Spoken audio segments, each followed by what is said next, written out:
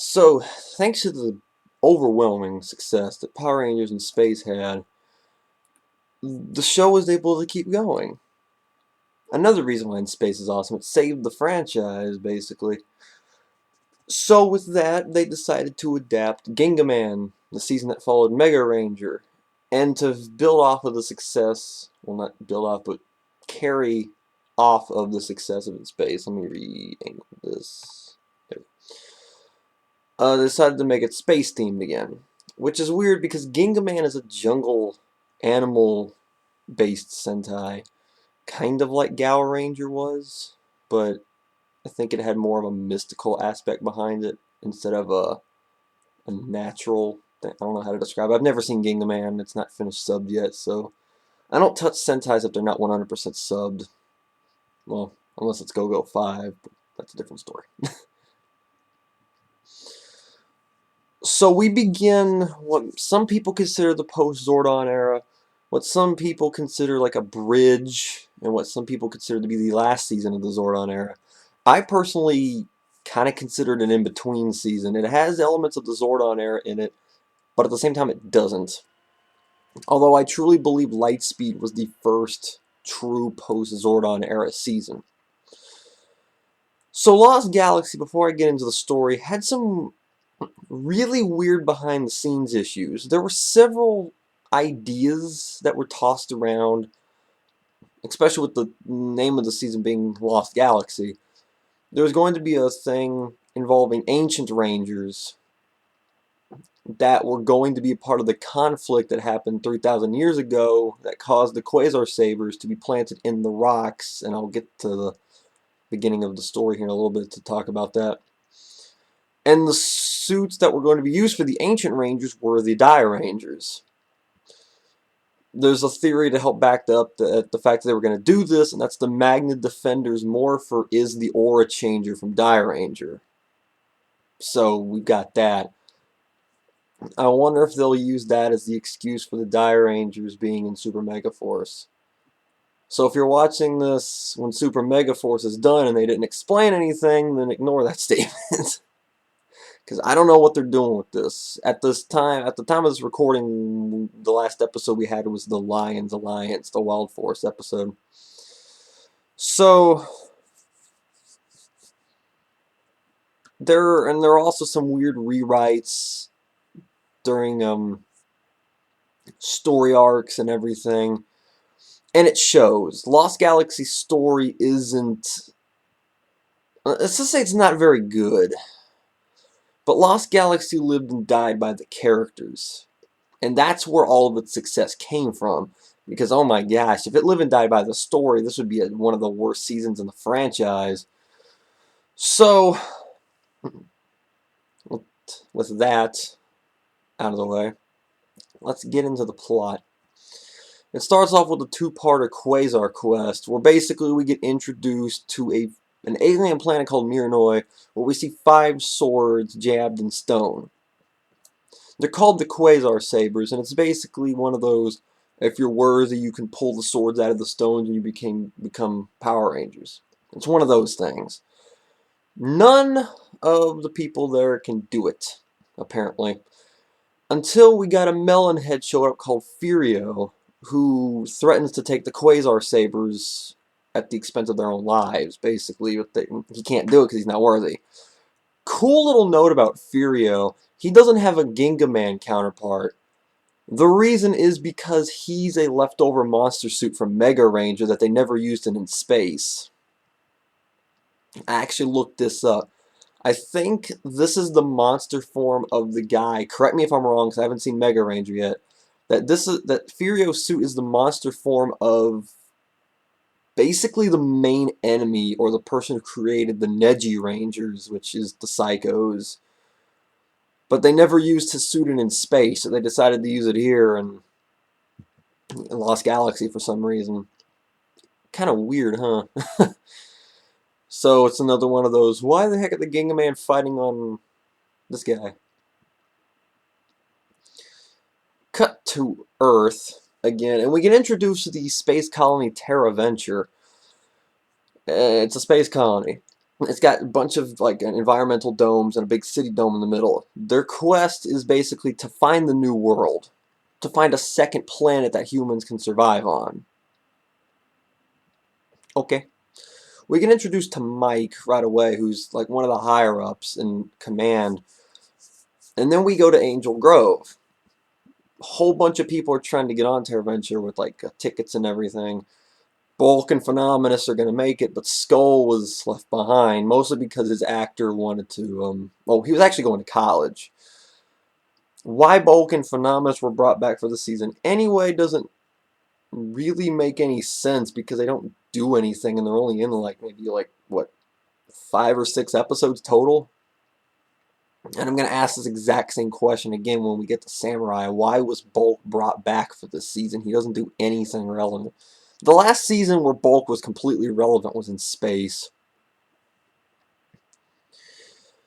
And we got to our new Red Ranger, Leo, who can't get on because he doesn't have a passport per se, which doesn't make any sense because he is Mike's brother.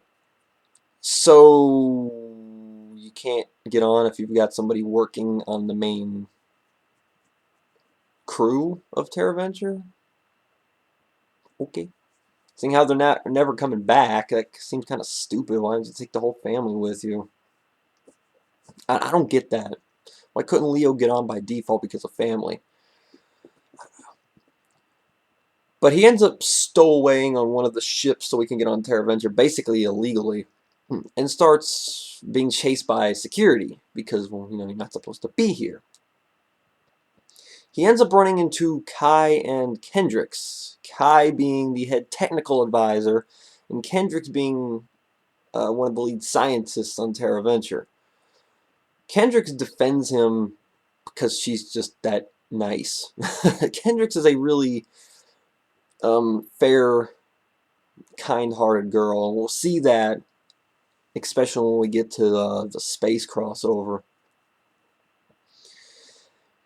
He ends up taking, Leo ends up getting one of their military uniforms and accidentally walks into one of their training simulators that they have on the moon. The military suits are from Battlestar Galactica. I think that's the movie they were from, Battlestar Galactica. Yeah. And I actually did watch the movie literally when I was watching Lost Galaxy, like the last time for this whole review marathon or whatever. FX ended up showing Battlestar Galactica.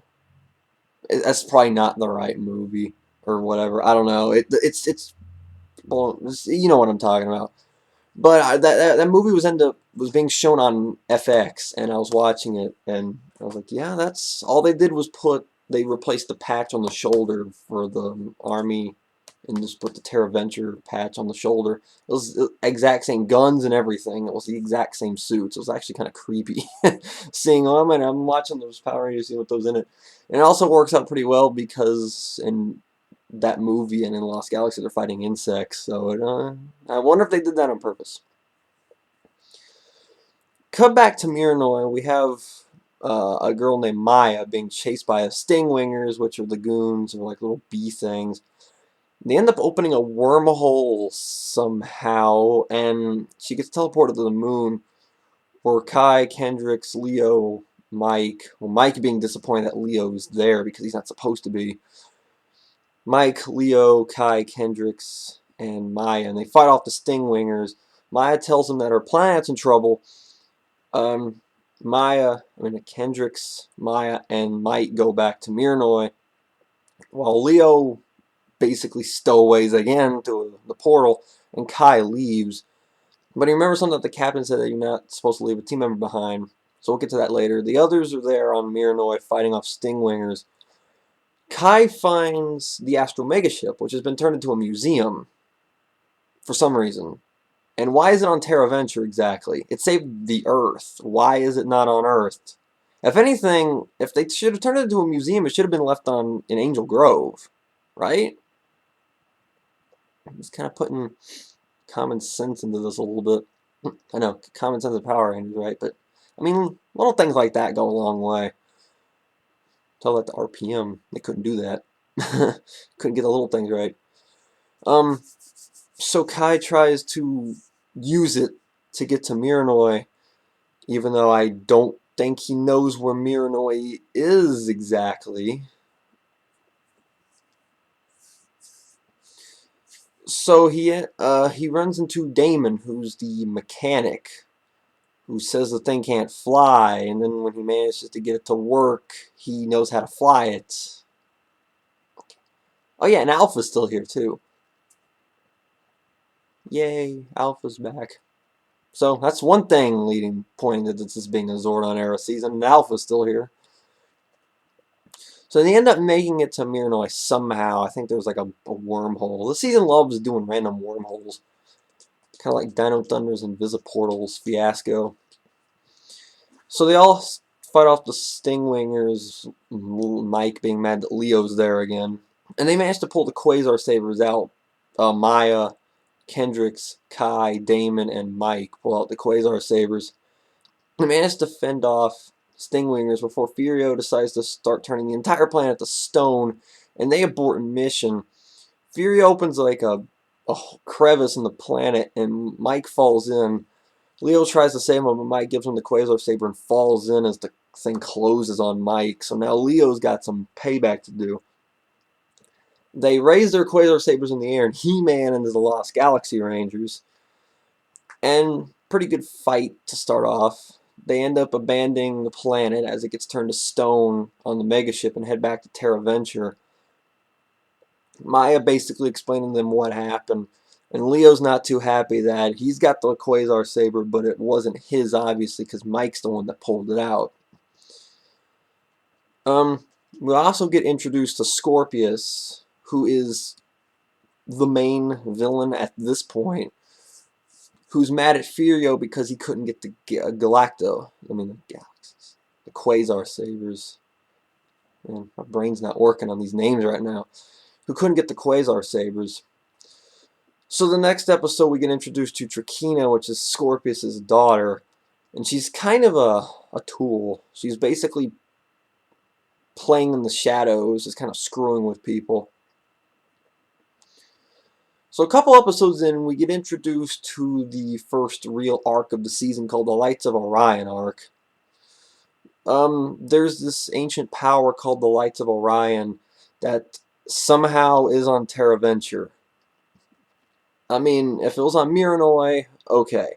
If it was on a planet somewhere randomly in the galaxy, okay. But why is it on Terra Venture, and then exactly how did it get there? The only thing that would make sense for this is if it was on a cave on Earth and they just dug the cave out and planted it in one of their domes, but that doesn't seem very environmentally possible. Physically possible or environmentally sound. Just ripping off a whole mountain and jamming it in a dome. So there's no viable or logical explanation as to why it's there. They end up finding like a briefcase with it or something. And this whole arc is just a big wild goose chase. You'll have monsters blowing up random statues trying to find it. You'll have rangers fighting over a box that has nothing in it. You'll have just stupid stuff happen time and time again. Just really doesn't make any sense. just the dumbest crap happens. And there's even this one scene where near the end of the arc where the Lights of Orion free themselves from a box, leave Terra Venture, they get on their jet jammers, which are basically the Galaxy Gliders of the season, fly after it. It goes past Scorpius' ship, and then U-turns back into Terra Venture. So literally, they just did a giant galactic U-turn for no reason whatsoever. Like, this whole arc just seemed really stretched out and stupid. But there was this one episode in here that I need to talk about.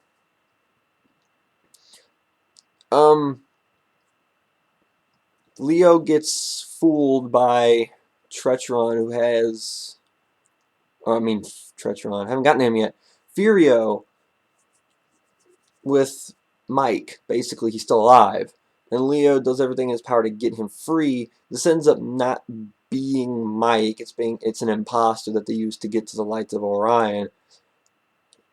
He ends up killing the monster, but gets saved by some dude called the Magna Defender, he looks like a black knight with bull horns on the side of his helmet, big cape, a sword that turns into a rifle, basically. Pretty cool suit, really awesome theme song that I'm really disappointed that it hasn't been officially released. Only way you can listen to this theme song is if you watch the clips with him in it. And there's this one dude who actually managed to make his own version of the theme song, kind of like a remix, remastered type of thing. They put it up on you. Just go to YouTube and type in Magna Defender theme. It'll be the first one there. It'll look like some really cool album cover with the Magna Defender on it. Listen to it. He did a good job with it. He also did one for the Quantum Rangers theme, which is really awesome too, might I add. That's the only real way you can listen to the Magna Defender's theme. It stinks because it's awesome.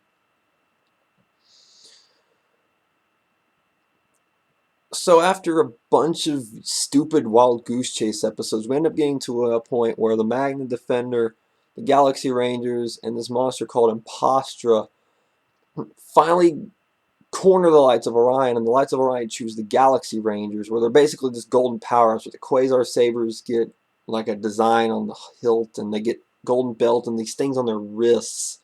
I don't know what the heck they are. And they have this ability to turn into a fireball and just pierce something and blow them up. It's a real underwhelming story arc up until they actually get the Lights of Orion. There's also this monster called Tretron, who's basically his Scorpius' second general after Furio got destroyed. And he was more of a rival for the Magna Defender than anything else. So there we go. During the later ends of the Lights of Orion arc, I'm trying to remember exactly when this started happening. We see that the Magna Defender starts having random like chest pains or heartaches or something, like he's slowly dying or something.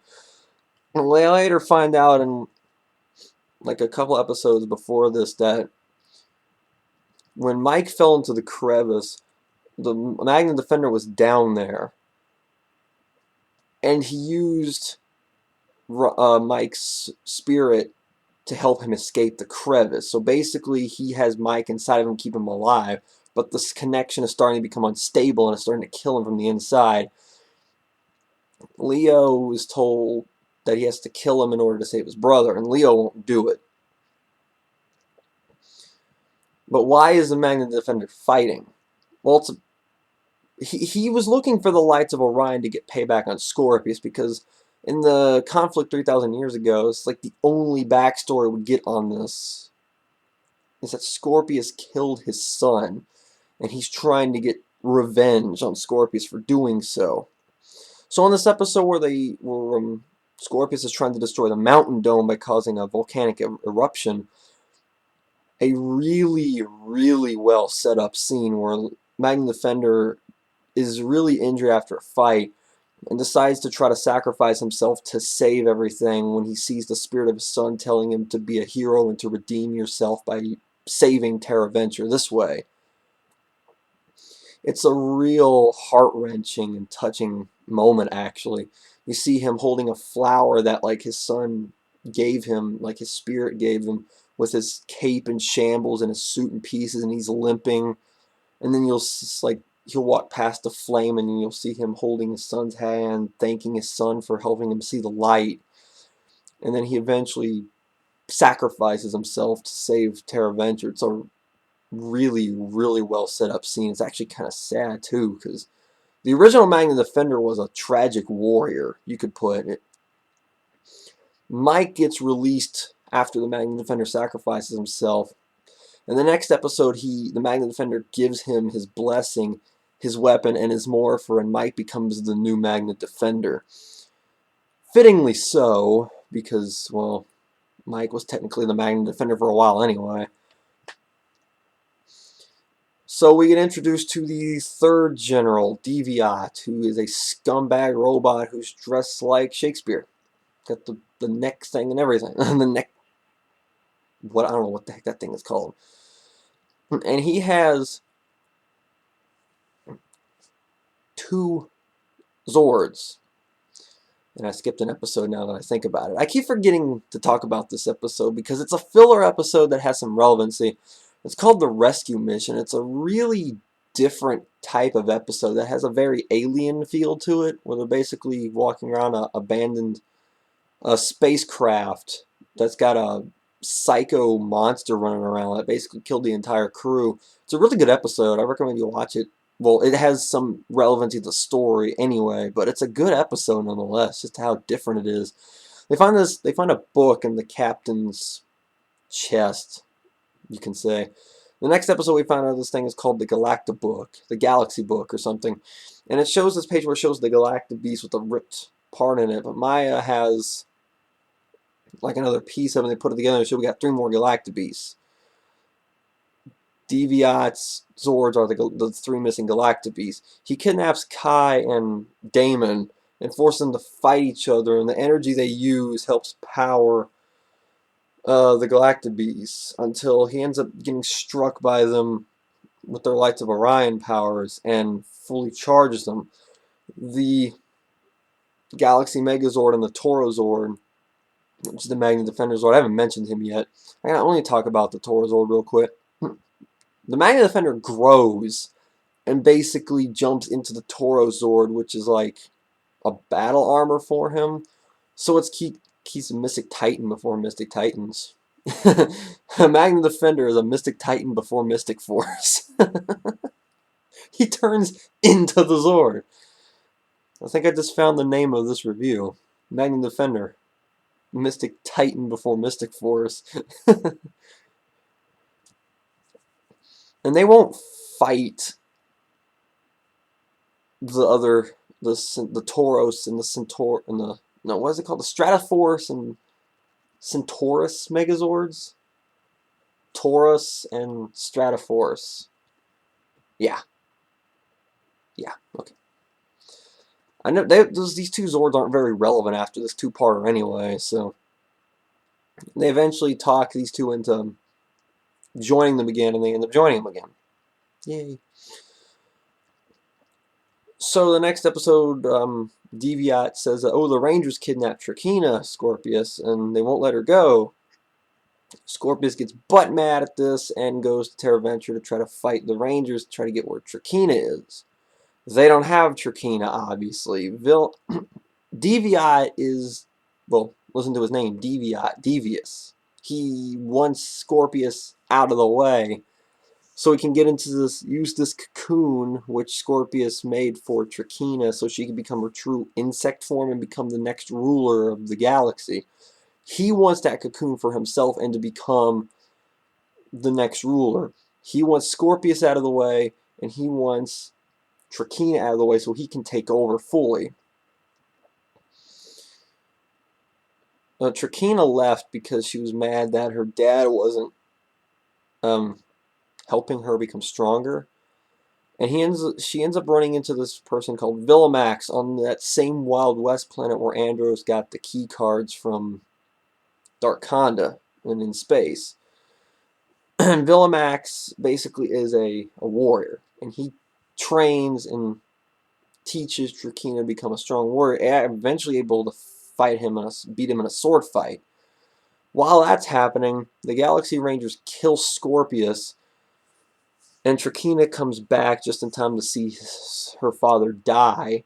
In a really, really well shown scene, showing that those 2 actually care for each other as father and daughter. It's a pretty touching scene. If there's one thing Lost Galaxy can do right, it's have emotional scenes between characters, or 4 characters. Like the part at the beginning with Leo and Mike in the crevice, and then there's a moment like that in that that alien ripoff episode where the monster has Mike by the leg, and Leo's in the escape ship, and Mike's like, leave me behind, and Leo's like, not this time, and pulls him in. And then the Magna Defender thing with him walking in shambles, and then this moment here.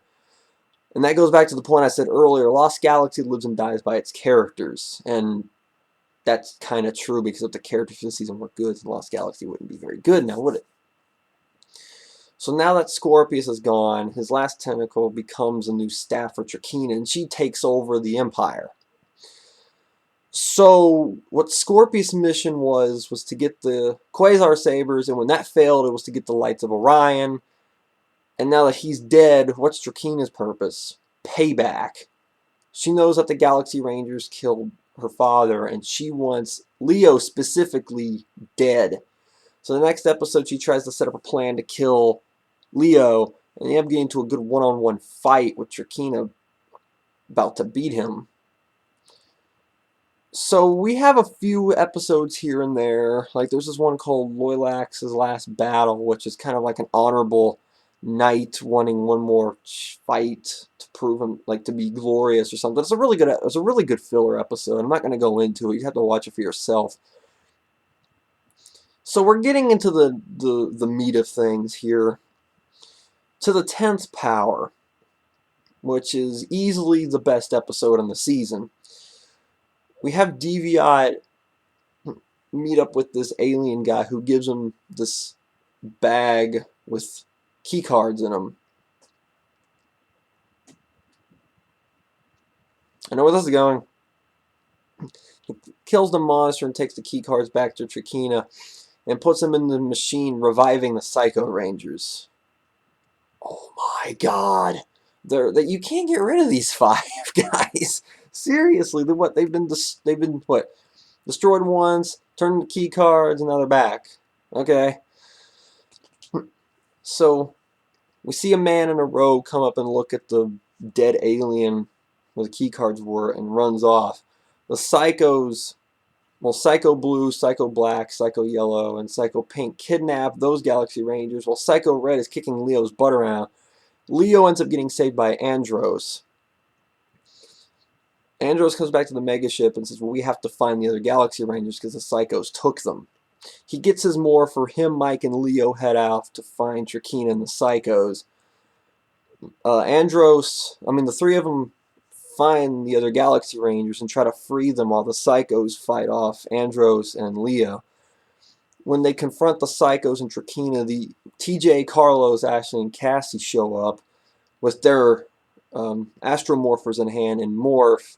The other Galaxy Rangers morph, and we have the first team up in the franchise. Space Rangers and the Galaxy Rangers versus the Psychos, and this is so awesome. It is a great fight scene. The 2 teams working in perfect harmony, kicking the Psycho Rangers' butts. Let me say that again. Kicking the Psycho Rangers' butts. Remember how strong the Psycho Rangers were last year? They couldn't beat them one-on-one. They had to have the entire team there just to kill one of them. And even the Galaxy Rangers at the beginning of this episode couldn't fight off the Psycho. So now we have Leo and Andros beating Psycho Red's butt, Kai and TJ kicking Psycho Blue's butt, Carlos and Damon beating up Psycho Black, yada yada yada. And Villamax and Deviant getting beat up by Mike. The Lights of Orion, Galaxy Rangers, and the Space Rangers blow the Psychos up while Trakina evacuates. But we see Psycho Pink is still alive. Deviant takes her back to the ship, and Psycho Pink breaks the little brace on them that Trakina put on the Psychos to keep them in line. And she runs off wanting to take down Galaxy Pink. She ends up draining Kendrix's mind to know about this sword of ever-growing power. When she finds it, Cassie and Kendrix go to try to stop her and end up getting their butts kicked.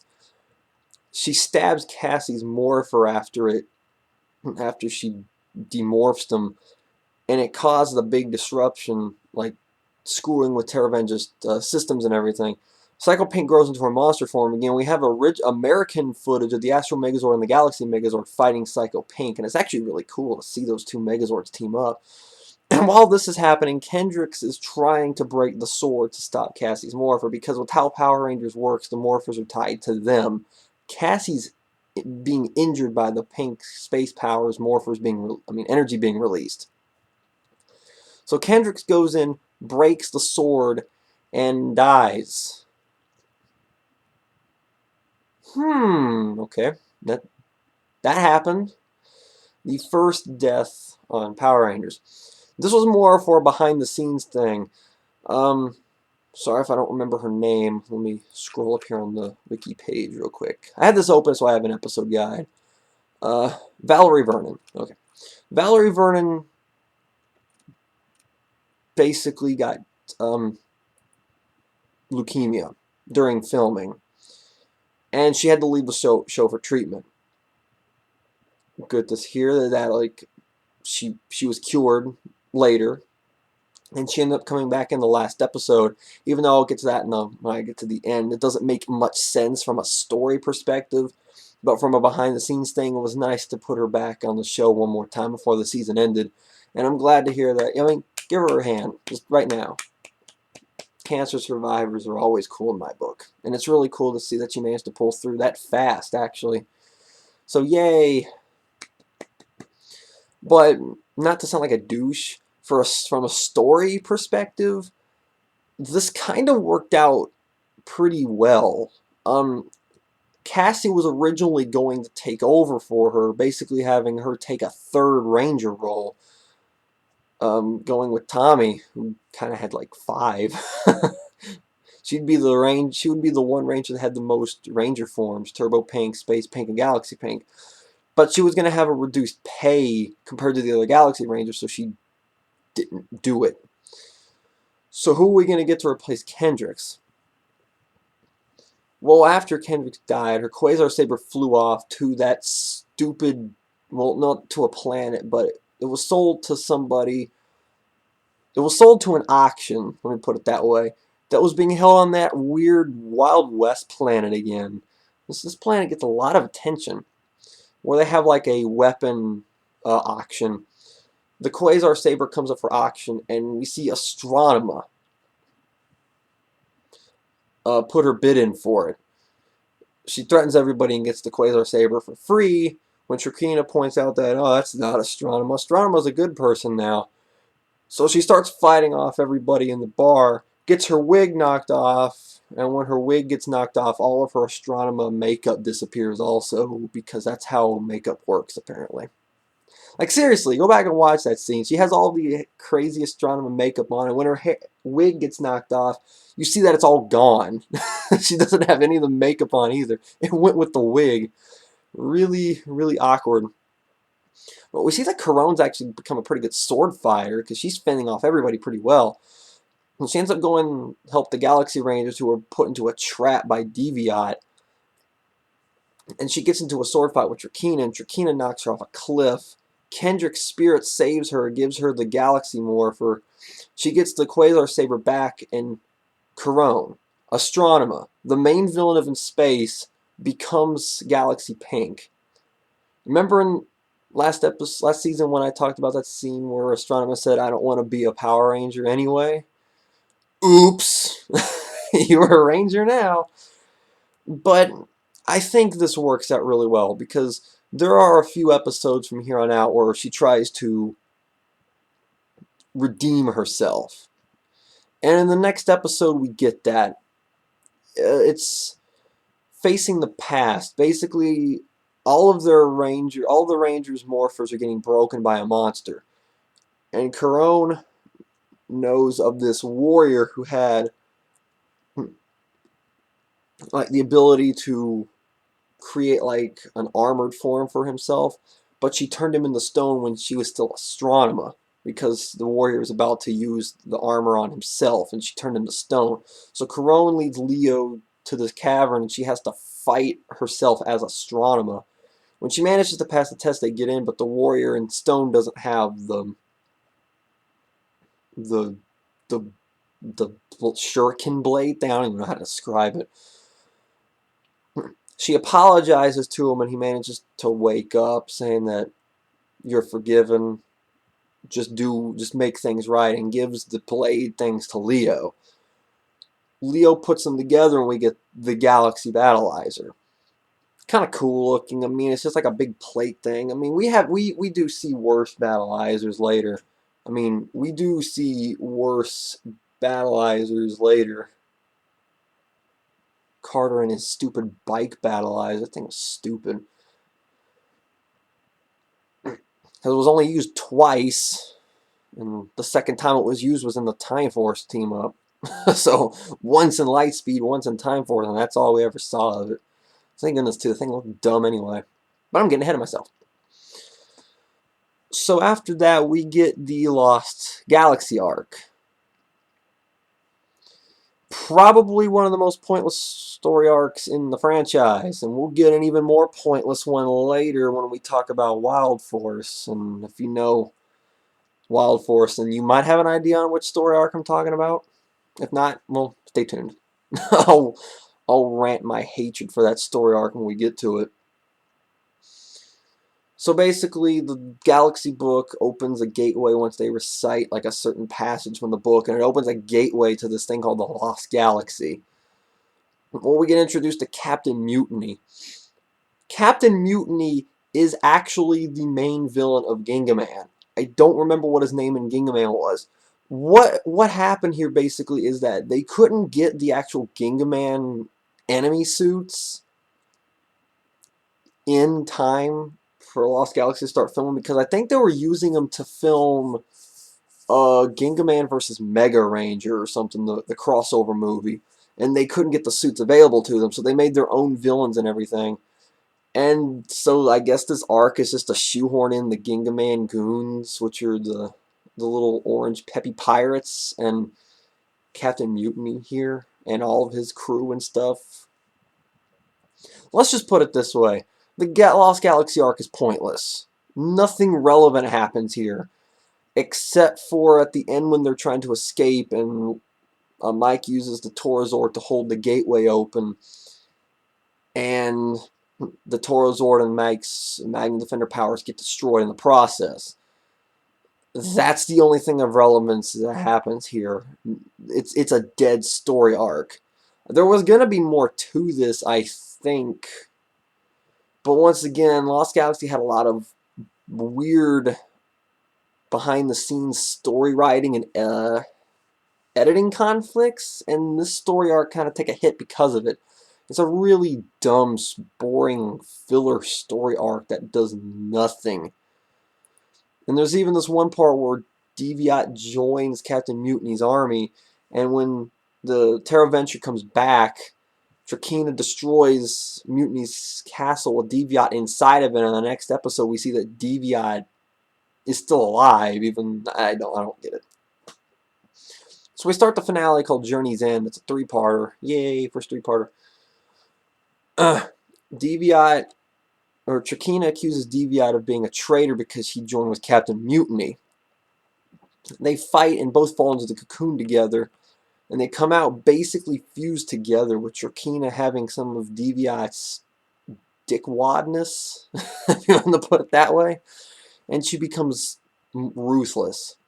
She decides to just knock Terra Venture out of the sky because they have low fuel reserves and they blew an engine while they were in the Lost Galaxy, and Terra Venture's not in very good shape, so she decides to attack it,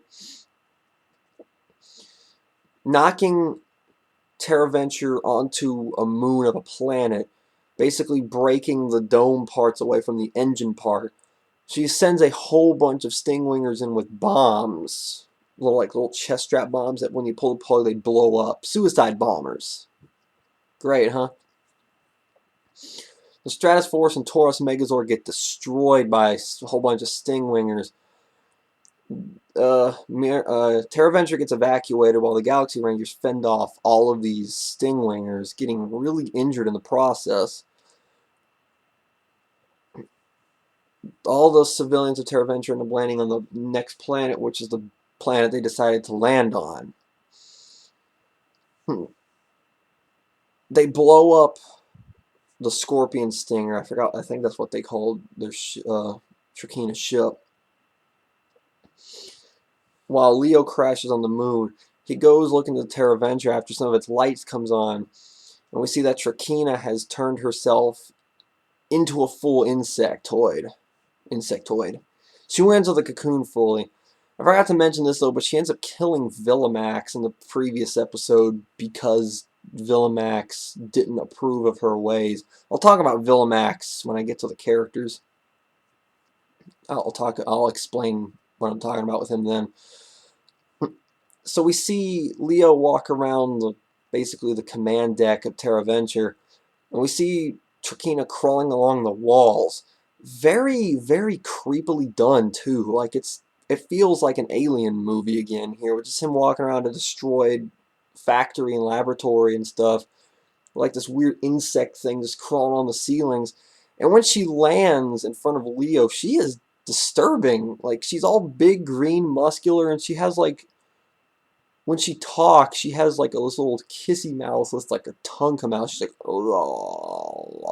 it's very parasitic looking, and it works, honestly.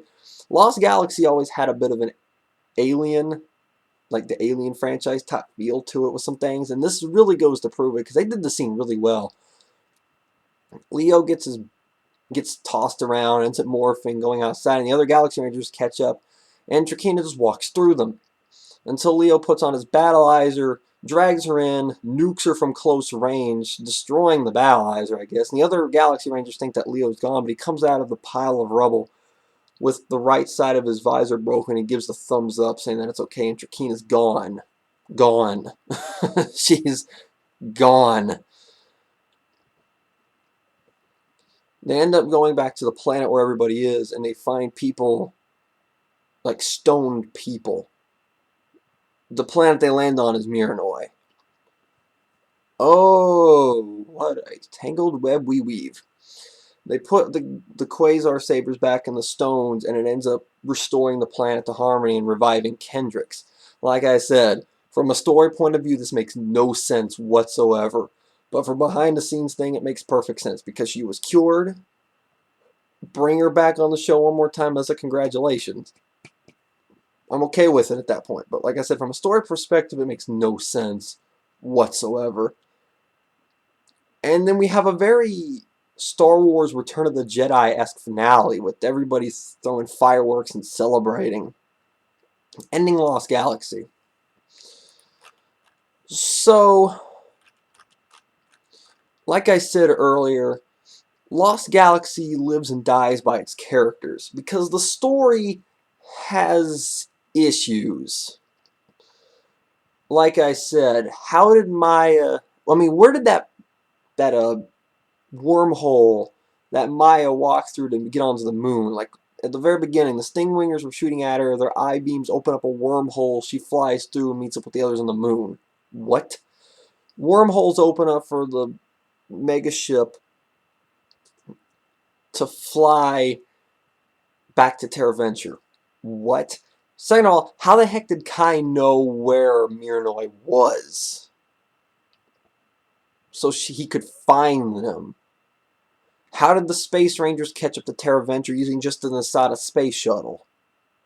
That doesn't make any sense either. Why were the lights of Orion on Terra Venture?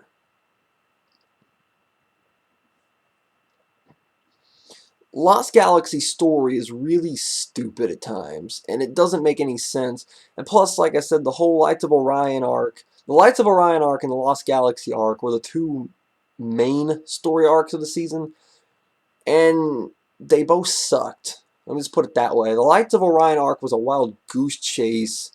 They were basically chasing the Omega Ranger around for 5 episodes, blowing up statues and fighting over boxes and crap, and then the thing just chose them after a while. And then the Lost Galaxy arc was just a sorry excuse of putting the Ginga Man villains in the Lost Galaxy. The two most exciting things that happened in this season were the Magna Defender arc, well, story, and the Space Ranger stuff. And even I have a problem with the Space Ranger thing too. I mean, I know, not a problem, but it's just a little bit of a nitpick that I wish they would have done. I wish that they would have kept the Space Rangers there for one more episode, just so Andros can see his sister become Galaxy Pink. That would have made Andros a happy, happy man to see his sister put on a Power Rangers uniform. Aside from that, I have no problems with the space crossover, but I do have one question. Where was Zane? They never explained where Zane was. I don't even know any behind the scenes things as to why his actor wasn't there. If you could find, if you know any reason why he wasn't there, please let me know, because I'm curious as to why Zane never came back for this. But like I said, the Magna Defender story, the Space Ranger crossover, and Journey's End wasn't a bad finale. I mean, the one that preceded it and the two to follow, A Fate of Lightspeed and End of Time, are better. But I would put this finale over Chase into Space and End of the Power Rangers in terms of the Saban endings. So the story itself is, it's not very good. Put it that way. It's really bare bones, and they don't explain crap. Like, I mean, even Wild Force, which coincidentally had a conflict 3,000 years ago also, and I'll briefly talk over that when I get to Wild Force, because there was a theory trying to connect Wild Force to Lost Galaxy. When they never explain the conflict that happened 3,000 years ago. We just know what happened to Magna Defender's son. Stuff like that. There could have been a lot better explanation for things in this season that would have made Lost Galaxy a bit better. Because this is a season that, like Wild Force and Mystic Force, I think did it the best when it came to like establishing a background and building off of it. This is one of those seasons that could have benefited from having everything explained behind it, but they never did. So it left a lot of unanswered questions, and that bugs me. So before I talk about characters, I want to talk about why I consider this season Zordon era-esque. One, it goes to the backstory of the Quasar sabers, that one of the theories was that Zordon planted them there, which makes sense. Earth had the power coins. Aquitar had Rangers. KO-35 had Rangers. Zordon's been giving his power out to different planets. Maybe Miranoi was another planet and its warriors were chosen in a different manner. He just wasn't there. He just wasn't around to see these Rangers get their powers, basically. Alpha's still there. Corone's redemption happens in this season from her ways of astronomy. And Lightspeed is the first season that's really independent from itself because of it. So, to characters. Leo is a hothead. At the beginning of the season, he feels like he has to prove himself to him and everybody else that he's worthy of the Quasar Saber, knowing that Mike is the one that really pulled it out. So he's a bit of a hothead, and because he keeps trying to prove himself, he makes a lot of dumb decisions. But when Mike comes back, he starts to loosen up and become more rational with his decision making, and ends up becoming a pretty good leader. End up fighting Trakina a lot head on. He's not one of my favorite Red Rangers per se, but he's a good one. Damon is there. He's kind of a douche at times. I don't even know what to say of Damon. He's probably the least relevant member of the team. Kai is, well, at the beginning of the season, he was more of a play-by-the-rules kind of guy, a textbook person. If it's not written in the book or the rule book, I'm not going to follow it. But the commander of Terra Venture ends up loosening him up over the time, saying that, oh, you should follow your gut and all this stuff. And it ends up going from that, where he does things by the book, to an episode later where, like the beginning of the Lost Galaxy arc, where he ends up following his gut to break the guy out of prison that said he was the guardian of the Galaxy book. Going against regulations, he did what he thought was right. So he basically opened up and started to become more do what you think is right type person. I'm going to skip Maya for a little bit because I'm going to have a rant about her. Kendrix is a really, really nice character. She doesn't go under any development, but she's like the sweetheart, motherly figure of the team. basically being there to help other Rangers, feel all get over themselves and just being like the peppy person. And then Corone was she was a redeemer. That's a word now. She redeemed herself by basically like saving the warrior, fighting Trakina, just making up for the wrong she did as astronomer. And she does feel bad. She keeps talking about how bad she felt for her actions as astronomer. So it gave her motivation. And I know a lot of people like Hendrix as Galaxy Pink, but I preferred Corone just because of the redemption thing that she had going for her. Mike, honestly, he was just there to help develop Leo some.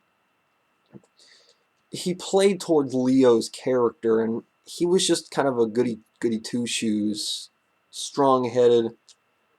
I got like an eyelash in my eye, and that's all he was really there for. He was there to help Leo develop. Now for Maya. This character is the epitome of wasted potential. They set her up to be basically the mentor character of the season. She understands what the Galactic Beasts are saying. She knows more about the backstory of the Quasar sabers and the galaxy powers more than anybody else. But she never explains it anywhere. Like, she never goes into any detail explaining like how to use the powers, how to master the galaxy potential, all this stuff.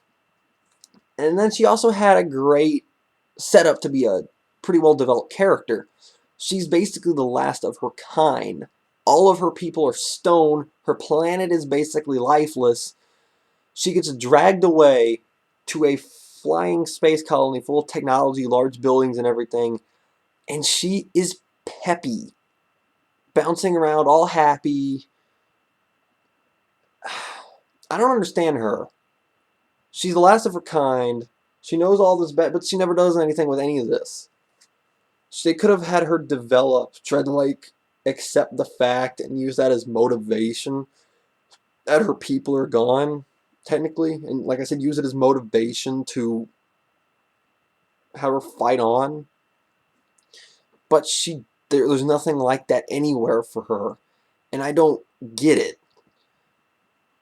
And like I said, because of her knowledge of the past and the galaxy powers and everything, she could have easily been the mentor, and she wasn't. All she did was talk about how nature was talking to her, and she had these weird dreams and everything, and she was just kind of there to guide them in minor things. Seeing how Lost Galaxy never had a true mentor, not like some seasons, like Captain Mitchell and Lightspeed, Jen to an extent in Time Force, Shayla, Sensei, Tommy, Doggy, Mr. Hawford, Udana, RJ. Lost Galaxy never had a mentor. And Maya was the perfect candidate for it, and they just never did anything with it. Don't know why. She was wasted potential at its finest. Trakina was a good villain. Basically going from a wimp that couldn't fight, being very deceptive, to a strong, highly skilled, strong warlord. Using her motivation to avenge her father's death, even though I bet you if she found out that Deviat was the one that tricked the Galaxy Rangers into doing so, that maybe she would have had a change of heart. Kind of, maybe, I doubt it. But she was a really good villain and had really strong ties to her father. I'm not going to talk about Furio or Tretron because they were pointless. I'm going to talk about Villamax in particular. Specifically Villamax, because he's basically the Ecliptor of this season, being the honorable knight. While Ecliptor was more of a fatherly figure type of loyalty to Astronema, Villamax was literally the loyal knight. The one that, even if he doesn't agree with her actions, he would follow her word. I mean, even if he didn't know why she wanted him to do this or what her purpose was, she followed her honorably without any questions. He's the one that trained her up. turned her into the great warlord and fighter that she was, and followed her honorably. And he was literally honorable. This is the episode before, after she became the Empress, where she wanted Leo captured. She kidnaps the other Galaxy Rangers, said, if you come with us, I'll let them go. Leo came with them, he let them go. Deviat was ticked because he thought that was stupid, but he was honorable. So, to make a joke, to skip ahead, Korag, take note. That is honor.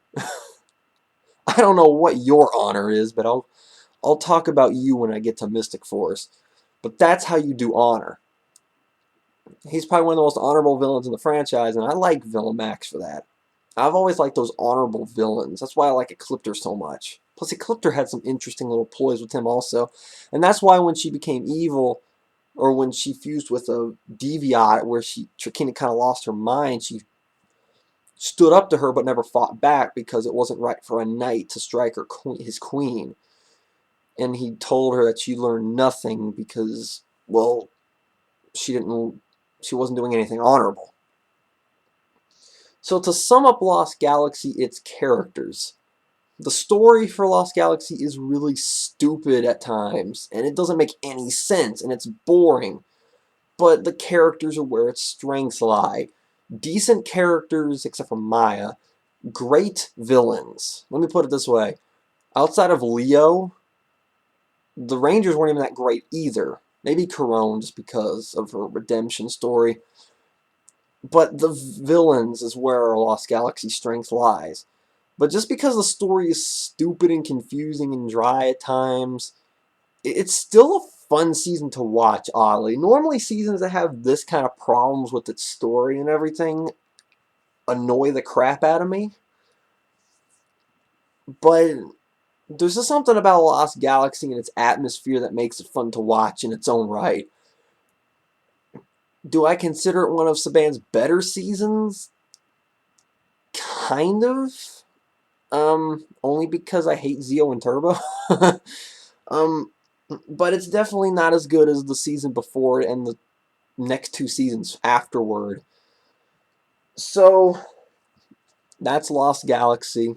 It's an okay season, but the more I sit down and think about Lost Galaxy, the more I think it's not the best thing in the world. The more I have more problems with it, the more I look into Lost Galaxy. So I might have to rearrange this thing back here a little bit. So I'm going to re-review another season. I feel like I can explain Lightspeed Rescue a little bit better now, like I do within space. One of my personal favorite seasons. I like this season a lot more than most people do. But I think a lot of aspects of the season were really underrated, and I do consider Lightspeed Rescue a season that gets more hate than it deserves. So, we'll be going to Mariner Bay next time to meet Lightspeed Rescue.